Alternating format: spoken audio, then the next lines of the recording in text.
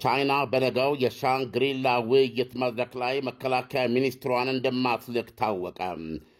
መድረኩ ቻይና ከአሜሪካና ከኤሽያ አቻዎቿ ጋር በከፍተኛ ባለስልጣን ደረጃ ስብሰባ የምታደርግበት ነበር።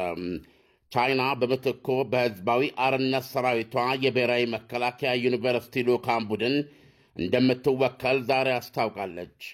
አሜሪካ በመከላከያ ሚኒስትሯ ፔት ሄግሴት ትወክላለች። ባለፈው ዓመት የቀድሞ የጆ ባይደን አስተዳደር መከላከያ ሚኒስትር ሊዮድ ኦስቲን ከቻይና አቻቸው ዶንግ ጆን ጋር ተገናኝተው መነጋገራቸው ይታወሳል።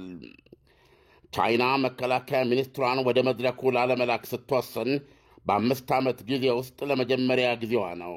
የዚህ ምክንያቱ አሜሪካና ቻይና በታይዋን ያላቸው ውጥረትና ቻይና በደቡብ ኤሽያ የምታደርገው የፈረጠመ እንቅስቃሴ ነው።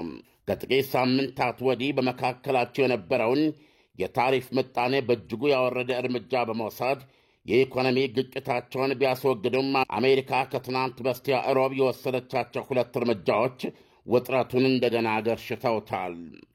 የአሜሪካው ፕሬዝዳንት ዶናልድ ትራምፕ የአሜሪካ ኩባንያዎች የሶፍትዌር ምርቶቻቸውን ለቻይና እንዳይልኩ ትዕዛዝ መስጠታቸውን ፋይናንሻል ታይምስ ዘግበዋል።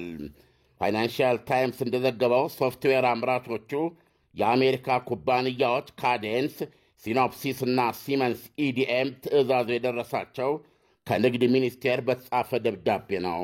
ይህ በእንዲህ እንዳለ በነገው የሲንጋፖሩ ሻንግሪላ ዲያሎግ ላይ ለመጀመሪያ ጊዜ የሚገኙት የአሜሪካ መከላከያ ሚኒስትር ሄግሴት በሰጡት መግለጫ ቻይና በኢንዶ ፓሲፊክ የምታካሄደውን ጠብጫሪነት ለመበገር ከኤዥያ አጋር ኃይሎቻችን ጋር አብረን እንሰራለን ብለዋል።